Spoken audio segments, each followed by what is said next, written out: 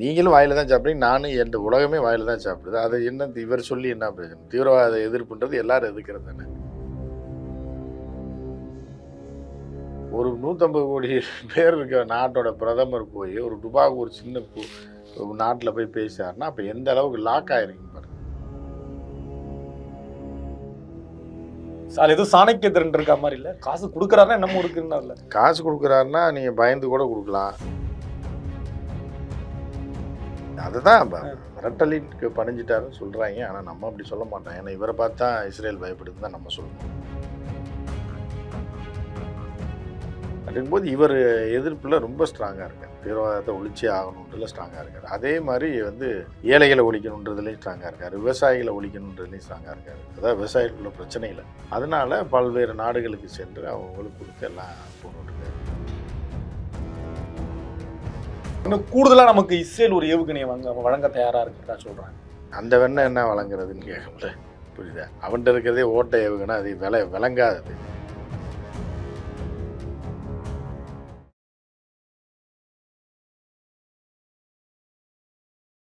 தமிழகத்தின் பல எம்பி எம்எல்ஏக்களின் வெற்றிக்கு வித்திட்ட கிங் 360 தேர்தல் வியூக சாப்ட்வேர் 2026 புதிய வாக்காளர்களின் அப்டேட் விவரங்களுடன் உங்கள் தொகுதியில் உங்கள் வெற்றிக்கு வித்திடுகிறது.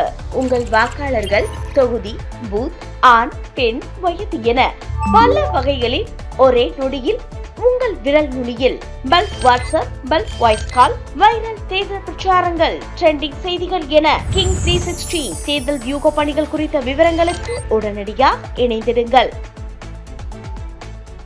உலக தமிழர்களுக்கு வணக்கம். இது கிங் டிவி.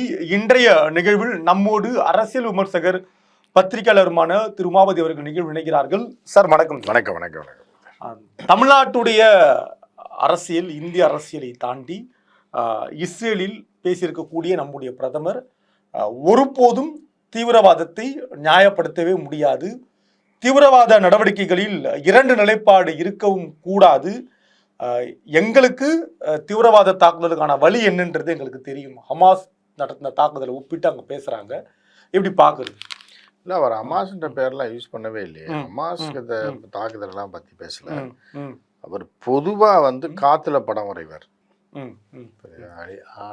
அப்படின்னு வரைஞ்சிட்டு வந்துடுறாரு. இது என்னன்னா அப்படின்னு அவர் சும்மா ஒரு இப்போ கூப்பிட்டுருக்காங்கன்றக்காக போய் சொல்லியிருக்காரு. வேற ஏதாவது நீங்கள் கேள்விப்பட்டீங்களா? எவனாவது ஒருத்தன் தீவிரவாதம் ஒரு நாட்டுக்கு நல்லது, தீவிரவாதத்தை நான் ஆதரிக்கிறேன், தீவிரவாதம் தான் நல்லது அப்படின்னு எந்த தலைவனாக சொல்லியிருக்கானா? மனத்தெளிவு உள்ளவங்க, மனப்பிறர் உள்ளவங்க பேச மாட்டாங்க, பேசுறது இல்லை. அப்புறம் அதை போய் இவர் சொல்கிறார். இப்போ நீங்கள் ஏதாவது புதுசாக சொன்னால் பரவாயில்ல. இப்போ நீங்களும் கையை வச்சு வாயில் சாப்பிட்றீங்க, நானும் சாப்பிட்றேன். நீங்கள் காதில் ஏதாவது சாப்பிட்டீங்கன்னா வித்தியாசமாக பண்ணிட்டீங்கன்னு சொல்லலாம், பாராட்டலாம் அவங்கள. பரவாயில்லையே, இந்த காதில் இந்த ஓட்டைக்குள்ளே வச்சு ஒரு எடுப்பு சாப்பாடை சாப்பிட்ருக்காங்க பொரியலோட அப்படின்னு சொல்லலாம். நீங்களும் வாயில தான் சாப்பிட்றீங்க, நானும் என் உலகமே வாயில தான் சாப்பிடுது. அது என்ன இவர் சொல்லி என்ன பிரயோஜனம்? தீவிரவாத எதிர்ப்புன்றது எல்லாரும் எதிர்க்கிறது தானே. இல்லை, இன்னும் கூர்மையா இருக்காரு. அதாவது உலக நாடுகள் கவனிக்கிற இடத்தில் தீவிரவாத தாக்குதலுக்கு எதிர்ப்பாக இன்றைக்கும் ஒரு உறுதியான நிலைப்பாடுல இருக்காரு பிரதமர் அவர்கள். அப்ப எந்த அளவுக்கு வேலை செஞ்சிருப்பாரு பாருங்க. இல்ல, இந்த மித்தவெல்லாம் உறுதி இல்லாத செயல்பாட்டுல இருக்கானா? இவர் மட்டும்தான் உறுதியா இருக்காரா? எல்லாரும் தானே உறுதியா இருக்கான். எவனாவது உறுதியா இல்லை, இவர் உறுதியா இருக்காருன்னா பரவாயில்ல. இல்லை ஏற்கனவே இருந்த கவர்மெண்ட் மன்மோகன் சிங்லாம் பார்த்தீங்க அப்படின்னா மத்தியானம் தாலிபான்களோட சாப்பாடு, அந்த ஒரு பாட்டு வரும்ல, காலை ஜப்பானில் காஃபி, மாலை நியூயார்க்கில் அந்த மாதிரி மன்மோகன் சிங்லாம் காலையில் தாலிபான்களோட டிஃபனை சாப்பிட்டு, அப்புறம் மத்தியானம் பின்லாடன் வர சொல்லுங்க, ரொம்ப நாள் ஆச்சு அப்படின்னு சாப்பிட்டு, நைட் ஆனால் சரி வேறு ஏதாவது சின்ன தீவிரவாதி எவனா நக்சல் இருந்தால் கூப்பிடுங்க நைட் சாப்பாட்டுக்கு அப்படின்ற மாதிரி பண்ணிட்டு இருந்த மாதிரியும், இவர் தீவிரவாதத்தை எதுக்கிற மாதிரி மித்தவெல்லாம் ஆதரிக்கிற மாதிரி கேட்குறீங்க. நடந்துச்சா? இல்ல, நான் கேட்கறதுக்கு வாய்ப்பும் கிடையாது, அப்படி நடக்கும் இல்ல. ஆனா இதை ஒரு செய்தியாக்கி சில மூத்த பத்திரிகைகளும் பத்திரிகையாளர்களும் அதை இன்னைக்கு பேச தொடங்கியிருக்காங்க. இதை ஒரு செய்தியாக்கி தீவிரவாத எதிர்ப்பு நிலைப்பாட்டில் இன்றைக்கும் உறுதியாக நிற்கிறார் அப்படின்றாங்க. உறுதியாக நிற்கிறார் பாருங்க. அப்ப இதற்கு பின்னாடி எந்த அளவுக்கு திட்டமிடுதல் இருக்கும், செயல்பாடு இருக்கும் அப்படின்றாங்க. அதாவது எப்பவுமே ஒரு 150 கோடி உள்ள ஒரு பெரிய நாடு இருக்கு. ஒரு துபாய்க்கு ஒரு நாடு, ஒரு 1000 ஒரு கோடி 1.25 கோடி பாப்புலேஷன் இருக்கக்கூடிய ஒரு நாடு. அந்த நாட்டுடைய பிரதமர் வந்து இந்தியான்ற பெரிய நாடு, வல்லரசாகக்கூடிய நாடு, இவ்வளோ ஆயுதங்களை சொந்தமாக தயாரித்து இவ்வளோ நாள் இது பண்ணி ராக்கெட்டுகளையும் ஏவுகணைகளையும் எல்லாம் இது பண்ணி சேட்டலைட்டுகளை லான்ச் பண்ணி வேர்ல்டுலேயே வந்து டாப் 5க்குள்ளே இருக்கக்கூடிய ஒரு நாடு. அந்த நாட்டில் எவனா சின்ன நாட்டோட பிரதமர் வந்து பேசுனான்னா அவனுக்கு பெருமையாக இருக்கும். ஒரு 150 கோடி பேர் இருக்க நாட்டோட பிரதமர் போய் ஒரு டுபாக்கு ஒரு சின்ன நாட்டில் போய் பேசுறாருன்னா அப்போ எந்த அளவுக்கு லாக் ஆகிருக்குன்னு பாருங்கள். புரியுதா உங்களுக்கு? அந்த லாக்கு தான் என்னன்றது தான் பார்க்கணும். இல்லை, இதற்கும் எப்ஸ்டீன் ஃபைலுக்கும் எந்த விதமான தொடர்பும் கிடையாது. நீங்களா ஏதாவது கிளப்பி விடாதீங்க. எப்ஸ்டீன் ஃபைலுக்கு இதுக்கு என்ன சம்மந்தம் இருக்குது? சம்மந்தம்லாம் இப்போ நான் ஒன்று சொல்லிட்டு இருக்கேன், நீங்கள் ஒன்று கேட்டு அது ஒன்று ஓடிட்டு இருக்கேன். அது இல்லை, நீங்களா கோர்த்து விடக்கூடாது. எப்ஸ்டீன் ஃபைலுக்கும் ஜிக்கு சம்மந்தமே கிடையாது உறுதியாக. ஆமாம், அது வந்து எப்ஸ்டீன் ஃபைலை பற்றியே நம்ம பேசக்கூடாது. அது இவர் போயிருக்கலாம், ஃபோட்டோ எடுத்துக்கலாம் அப்படின்னு சொல்லி பல பேர் சொல்லலாம். ஆனால் அதை நம்ம பேசக்கூடாது. அது ஒரு கற்பனை புராதன கதை. புராண கதையோ உண்மையோ அதை பற்றி நம்ம பேசவே கூடாது. ஏன்னா நம்ம நாட்டு பிரதமரே நம்ம இது பண்ணக்கூடாது. இப்போ வந்து ஸ்கூலில் போகிறோம், பிள்ளைய விடுறோம், பக்கத்தில் இருக்க பிள்ளைய மூக்க உடச்சிருச்சு அப்படின்னா அங்கேயே போட்டு அதை அடித்து கொண்டுருவோமா?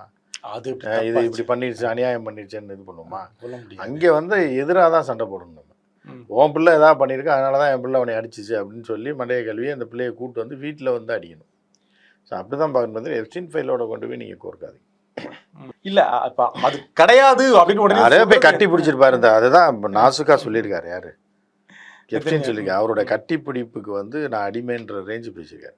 அவர் கட்டி பிடிச்சாருன்னா எல்லாமே அமைதி ஆயிரும் அப்படிங்கும்போது அவர் யார் யாரை கட்டி பிடிச்சாருன்ற இது இருக்குல்ல, அவர் வந்து அந்த மாதிரி யாரையெல்லாம் அதை வந்து செக்ஸுவலாக நீங்கள் பார்க்கக்கூடாது. இவரை கட்டி பிடிச்சிருக்காரு, பின் சல்மானை கட்டி பிடிச்சிருக்காரு, ஓமனில் போய் ஓமனை அதிபரை கட்டி பிடிச்சிருக்காரு, பலரை கட்டி பிடிச்சிருக்காரு. ஸோ அதுக்காக நீங்கள் வந்து அதுக்காக எப்ஸ்டீனையும் கட்டி பிடிச்சிருக்கலாம். அந்த ஃபோட்டோ இருக்குன்றாங்க, இருக்கலாம். அதுக்காக எப்ஸ்டீன் கூட இருந்தாருன்னு சொல்ல முடியாதுல்ல. புரியுதா உங்களுக்கு? அந்த மாதிரி தான் இதை பார்க்கணும். இதில் சார், நெத்தன்யாகு தன்னுடைய மனைவி எதிர்த்தரப்பு அவங்களாம் கட்டி பிடிக்கலையே, அந்த மாதிரிலாம் பண்ணலையே. அது வந்து கை கொடுத்தாரு, அவ்வளோதான். கை கொடுக்கறது நெத்தன்யாகுவை கட்டி பிடிச்சது ஒரு அமைதியின் இதாக அவர் புலங்காயுதை அடைஞ்சு மோடியோட கட்டிப்பிடி வைத்தியம் அப்படின்றது சர்வதேச அளவில் ஒரு அமைதியை ஏற்படுத்தக்கூடியது அப்படின்னு சொல்லியிருக்காரு. நெதன்யாகு இன்னும் ஒரு படி மேலே போயிட்டு உங்களோட சட்டையில் இருக்கக்கூடிய கலரும் என்னுடைய மனைவியுடைய கலரும் ஒரே காவி நிறத்தில் இருக்குது, எவ்வளோ ஒத்துமையாக இருக்கும் பாருங்க, இயல்பாக அமைஞ்சிருக்கேன்னு சொல்லி அவங்க அந்த புலகாகிதம் அடைகிறாங்களே. அதுதான் அந்த இதுதான் அந்த காவின்றது எப்படி கொண்டு வந்து லிங்க் பண்ணுறாருல அவர் பொண்டாட்டியோட. கரெக்டாக வந்து 2 பேரும் ஒன்றா இருக்காங்கன்னு, அதாவது கொள்கை ரீதியாக சொல்கிறேன். கொள்கை ரீதியாக ஒத்து போகுது அப்படின்னு சங்கிகளுக்கும் வந்து இதுவும் ஒன்று அப்படின்ற மாதிரி. அப்போ நாசுகா என்ன சொல்கிறேன், சங்கிகள் என் மனைவி போன்றவர்கள்னு சொல்ல வராரா? அந்த மனைவி போன்றவர்கள்னா அந்த அளவுக்கு நெருக்கமானவங்க, நெகிழ்வு தன்மை உடையவங்களா இருக்கலாம்ல. அது நம்ம எப்படி நெகிழ்வாக இருப்பாங்களா ஸ்ட்ரைட்டாக இருப்பாங்களான்னு நம்ம சொல்ல முடியாது. ஸோ அந்த இதை அந்த பாலிஸ்டாக சொல்கிறாரு. பெரிய பெரிய வார்த்தைகள் சொல்லாடல் அப்படின்றது இப்போ சுதர்சன் சக்ரா தயாரிப்பில் இந்தியா ரொம்ப நாங்கள் ஆர்வமாக இருக்கும், தயாரிச்சுட்டு இருக்கோம். அதற்கு இஸ்ரேலோட உதவி எங்களுக்கு தேவை. என்ன சுதர்சன் சக்ரா அப்படின்றாங்க. சக்கரம் என்ன சக்கரம்? அதுதான் எங்களை இந்தியாவை பாதுகாப்பதற்கான தயாரி. என்ன அது சுதர்சன் சக்கரா? போர் கருவியை தயார் பண்றோம் நாங்க சுதர்சன் சக்ரா அப்படின்றாங்க. அதுக்கு நாங்க அந்த நாடுகளோட பேசி அவங்க கிட்ட சில உதவி கேட்க போறோம். இஸ்ரேலோட இந்த ஒப்பந்தத்திலும் இந்த ஒப்பந்தம் ஏற்கனவே இஸ்ரேல் கண்டுபிடிச்ச அயன் டோமே ஓட்டையை போட்டு விட்டாங்க. அவங்களோட போய் இவங்க இப்போ என்ன டையை போட்டு என்ன போடுங்க, அதெல்லையா பெரிய விஷயமா பேசிட்டு இருக்காங்க பாருங்க. இப்ப இதை அடுத்து நம்ம அதை பண்ண போறோம், பேசிட்டு இருக்கோம், ஒப்பந்தம் கையெழுத்தாக போகுது அப்படின்றாங்க. அதுதான் மிரட்டலுக்கு பணிஞ்சிட்டாருன்னு சொல்றாங்க. ஆனா நம்ம அப்படி சொல்ல மாட்டோம். ஏன்னா இவரை பார்த்தா இஸ்ரேல் பயப்படுதுன்னு தான் நம்ம சொல்லணும். அமெரிக்கா பயப்படுது, இஸ்ரேல் பயப்படுது, ரஷ்யா, சைனா எல்லாமே நம்ம ஜியை பார்த்து பயப்படுன்றதா நம்ம ஒரு இந்தியனா நம்ம சொல்லணும். ஆனால் அவர் பயப்படுறாரு அப்படின்றத நீங்கள் சொன்னீங்கன்னா அதுக்கு நீங்கள் தான் பொறுப்பு. கண்டென்ட் டிஸ்க்ளைமர் இப்போ நீங்கள் வந்து என்னென்னா வர்றவனை மாட்டி விட்டுறக்கூடாது. கேள்வி நீங்கள் தான் கேட்குறீங்க. ஸோ நான் என்ன சொல்கிறேன்னா ஜியை பார்த்து தான் எல்லோரும் பயப்படுறாங்கன்றது தான் என்னுடைய கருத்து. அதுக்காக தான் இப்போ சுதந்திர சக்கரன்னா அவங்களும் பயந்துக்கிட்டு தான் வர்றாங்க. சரி உங்களுக்கு எதாவது நம்ம செஞ்சு கொடுப்போம் கூப்பிட்றாங்க அப்படின்றதுக்காக பண்ணி கொடுப்பாங்க. அதுக்கு பேமெண்ட் மட்டும் அவர் கொடுப்பார். நிறைய ஒப்பந்தங்கள் இருக்கு. பாதுகாப்பை பற்றி நாங்கள் பேச போகிறோம், நீர் மேலாண்மை பற்றி பேச போகிறோம், அப்படியெல்லாம் சொல்கிறாங்க. ஒப்பந்தம் எல்லாம் கையெழுத்தாக போகுது அப்படின்றாங்க. இன்னும் ஒரு படி மேலே இது ஒரு புராதன உறவு அப்படின்றாங்க. இந்தியாவுக்கும் நமக்கும் இருக்கிற உறவு என்பது புராதன அடிப்படையிலான உறவு அப்படின்றாங்க. அது என்ன உறவுன்னு தெரியல. அதை பற்றி விளக்கமாக சொன்னாங்கன்னா நல்லாயிருக்கும். வந்து இவங்களுக்கு அவங்களுக்கு என்ன புராதன உறவு, ஆழமான உறவு, அதுதான் அது எப்படின்னு சொல்லணும்ல. எந்த அளவுக்கு ஆழன்றதை அவங்க சொல்லணும். எங்கேருந்து வந்தாங்க, அப்போ இவங்க அங்கேருந்து வந்தவங்கன்றது அது வந்து என்னென்னா எல்லாமே குதர்க்கம் கண்டுபிடிச்சா. அதாவது அந்த ஆமாம். அப்புறம் புராதன உறவுனா எப்படிங்க இருக்கும்? ஒரு ஆழமான நட்பு இருக்கலாம். உங்கள் சொந்த ஊர் எது? சென்னை வட சென்னை வட சென்னை தான் அவர் சொந்த ஊர். நீங்கள் போய் மானாமதுரையில் வேலை பார்க்குறீங்க, எனக்கு வட சென்னைக்கும் புராதன உறவு இருக்குன்னா பரவாயில்ல, உங்கள் அப்பா இங்கே பிறந்திருப்பாரு, உங்கள் பாட்டி இங்கே இருந்திருப்பாங்க, நீங்கள் இருந்திருப்பீங்க. சம்மந்தமே இல்லாமல் நீங்கள் போய் வந்து இப்போ ராஜஸ்தானை போய் புராதன உறவு எனக்கு அவனுக்கு இருக்குன்னீங்கன்னா அப்படி ஒத்துக்கிறாரு. என்ன ஏதாவது காரணம் சொல்லணும்ல நீங்கள்? அது அப்படி ஒரு வாய்ப்பு இல்லையா? அதுக்கான வாய்ப்பு அப்புறம் எப்படி உங்களுக்கு புராதன உறவு வரும்? ஒரு நட்புக்காக பேசுறாரு, ஒரு ஆழமான கலப்புக்காக. நட்புக்காக எது வேணாலும் பேசலாமா? அப்போ நட்புக்காக இப்போ நீங்கள் ஸ்கூலில் படிக்கும்போது ஏதாச்சும் அசிங்கமாக வைவாங்க நட்புன்ற பேரில், மாமா மச்சான் நாடா மாப்பிள்ளாரி அப்படின்னு வாங்கி, அதுக்காக புண்ணெல்லாம் கொடுக்க ஆமாம், மாட்டாங்க. அதுக்காக நம்ம இது பண்ண முடியுமா? அப்படின்லாம் சொல்ல முடியாது. ஆனா இந்த வார்த்தை இந்த சொல்லாடல் எல்லாம் பார்க்கிற பொழுது அப்ப இல்லை ஒன்று என்ன தெரியுதுன்னா, தீவிரவாதத்தை ஒழிக்கணும் அப்படின்றது ஜி தெளிவாக சொல்கிறாரு. ஏன்னா இந்த உலகத்தில் எல்லாருமே தீவிரவாதத்தை ஆதரிக்கிறான், எல்லாருமே அதை நேசிக்கிறான், யாசிக்கிறான். அப்படிங்கும்போது இவர் எதிர்ப்பில் ரொம்ப ஸ்ட்ராங்காக இருக்கார். தீவிரவாதத்தை ஒழிச்சே ஆகணுன்றதுல ஸ்ட்ராங்காக இருக்கார். அதே மாதிரி வந்து ஏழைகளை ஒழிக்கணுன்றதுலேயும் ஸ்ட்ராங்காக இருக்கார், விவசாயிகளை ஒழிக்கணுன்றதுலேயும் ஸ்ட்ராங்காக இருக்கார். அதாவது விவசாயிகளுக்குள்ள பிரச்சனைகளை அதனால் பல்வேறு நாடுகளுக்கு சென்று அவங்களுக்கு கொடுத்து எல்லாம் போட்டுட்ருக்காரு. அதே மாதிரி நெதன்யாகவும் வந்து ஒழிக்கிறதுல வந்து தீவிரவாதத்தை ஒழிக்கிறன்றதுல வந்து ஸ்ட்ராங்காக இருக்கார், ஒரு ஆர்வமாக இருக்கார். கிட்டத்தட்ட 58,000 பேர் 60,000 பேர் கொண்டு குவிச்சிருக்காரு இவ்வளோ ஷார்ட் பீரியடில். அது வேறு யாருமே செய்ய முடியாது. ஸோ அதை தான் ஜி பாராட்டியிருக்காரு. அதை பாராட்டினதுக்கு இவருக்கு ஒரு $1 அடித்து போட்டிருக்காங்க. அவசரமாக செஞ்சுருக்காங்க. இங்கே டெல்லாவியூவில் ஒரு கடை இருக்குது, தாயத்து செய்கிற கடை.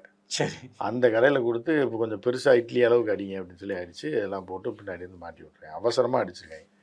இவர் போனப்போ தான் வாங்கிட்டு வந்துருக்காங்க. டப்பா செயல் பரவாயில்ல, டப்பா இல்லைனாலும் பரவாயில்ல, கேரி பேக்கில் போட்டு விடுன்னு வாங்கிட்டு வந்து போட்டு விட்ருக்காங்க. இரண்டு அளவுக்கு அவர் மேலே அவங்க ஒரு ஆர்வமாக இருக்காங்க. 2 தலைவர்களும், அதாவது 2 பிரதமர்களும் இந்த தீவிரவாத உழைப்பில் எவ்வளோ ஆர்வமாக இருக்காங்க. அப்போ 2 பேரும் சந்தித்து பேசி என்னென்ன முடிவெல்லாம் எடுப்பாங்கன்னு நினைக்கலாம் சார்? என்னென்னா இன்னும் இருக்கிறவனையும் கொண்டு சாவடிக்க வேண்டியதான். தான் தீவிரவாதிகளை சொல்கிறேன், நீங்கள் வந்து மக்களை நினைக்கிறேன். இன்னும் இருக்குது, ஈரான் இருக்குது, இன்னும் நிறைய நாடுகள் இருக்குது, போட்டு சாவடித்து சப்போர்ட் பண்ணுங்கன்னு கேட்குறேன். இவர் தீவிரவாதத்தை ஒழிக்கிறதுல கரெக்டாக இருக்காரு. அப்போ அவர் நம்மளோட சேர்ந்து நீங்கள் பண்ணுங்கள், நான் இன்னும் இப்போ சில பேரை ஒழிக்க வேண்டியது இருக்குன்னு. சரி ரைட்டு, ஓகே, உங்களுக்கு எவ்வளோ பணம் வேணும்னு சரி ஏதாவது ஒரு அக்ரிமெண்ட்டை போட்டு காசு கொடுத்துட்டு வருவார். இப்போ உள்ளூரில் இந்திய அளவில், நான் உள்ளூர்ன்றது இந்திய அளவில், நம்ம மாநில இந்திய அளவில் திரு அமித்ஷா அவர்கள் மாவோயிஸ்டுகள் ஒழிப்பில் ரொம்ப ஆர்வமாக இருக்காங்க. உலக அளவில் இந்தியா தீவிரவாத ஒழிப்பில் ஆர்வமாக இருக்காங்க. இந்த கிராஃப்டெல்லாம் ஒரே மாதிரி அமைது இல்லையா? பாதுகாப்பை உறுதிப்படுத்துகிறாங்க இல்லையா இந்தியாவுடைய? அதுதான் நான் இப்போ அரணாக இருக்காங்க இல்லையா? இப்போ நான் என்னமோ மாற்றி சொல்கிற மாதிரியும் நீங்கள் இல்லைன்னு சொல்கிற மாதிரியும் சொல்கிறீங்க. பாதுகாப்புக்காக தான் அவர் இருக்கார். அவர் வந்து இந்திய நாட்டுக்காக தான் அங்கே போயிருக்காரு இஸ்ரேல். இந்தியா நல்லா இருக்கணும், அதுக்கு ஒரு சுதர்சன சக்கராவோ ஏதோ ஒன்று பாதுகாப்பு பண்ணிவிட்டு எல்லாம் ரெடி பண்ணி எவனும் உள்ளே வந்துடக்கூடாதுன்ற அளவுக்கு ஒரு இதை போட்டு ஃபுல்லாக போட்டிருக்காங்க.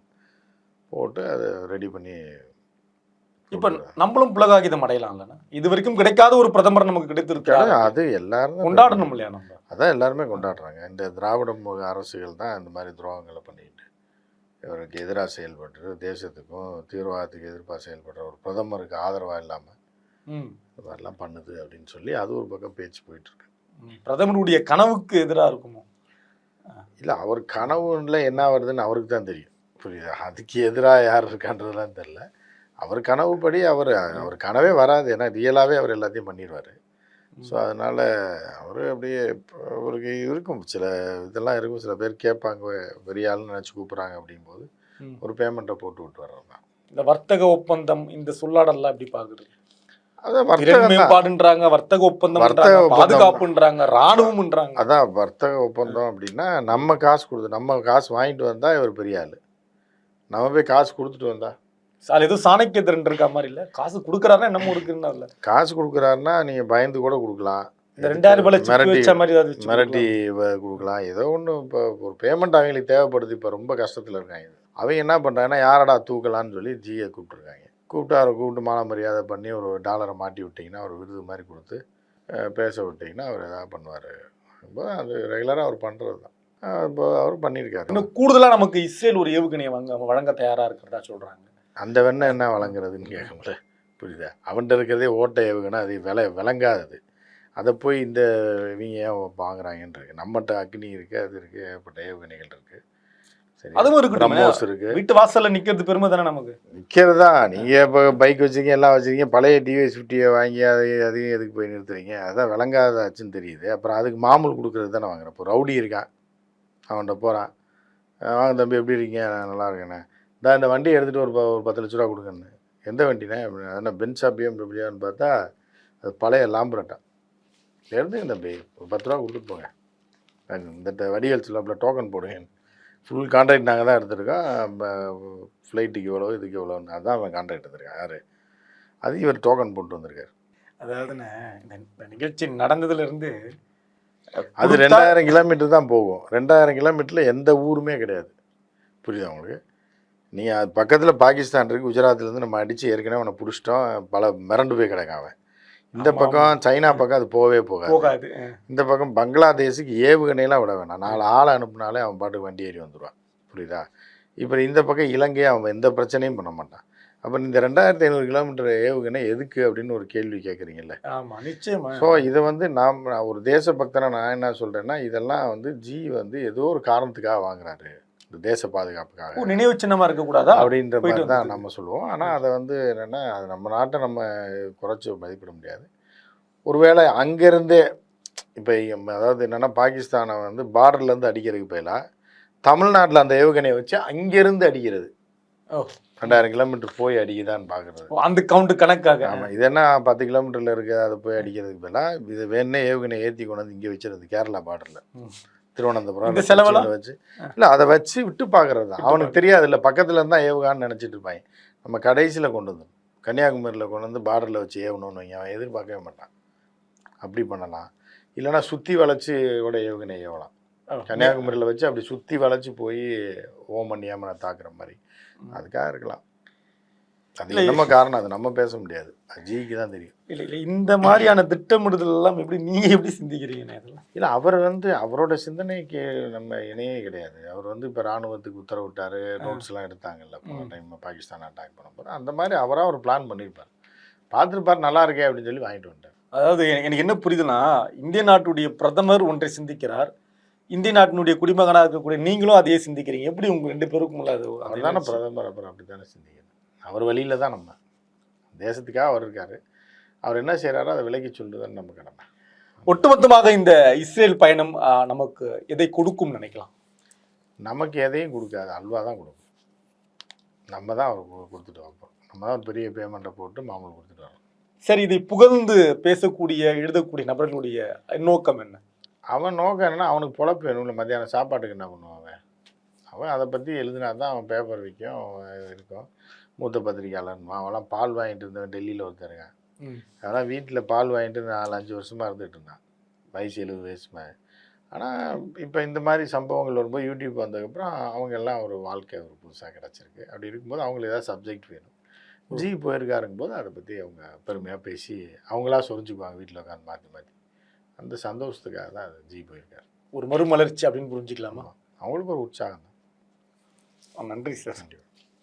தமிழகத்தின் பல எம்பி எம்எல்ஏக்களின் வெற்றிக்கு வித்திட்ட கிங் 360 தேர்தல் வியூக சாப்ட்வேர் 2026 புதிய வாக்காளர்களின் அப்டேட் விவரங்களுடன் உங்கள் தொகுதியில் உங்கள் வெற்றிக்கு வித்திடுகிறது.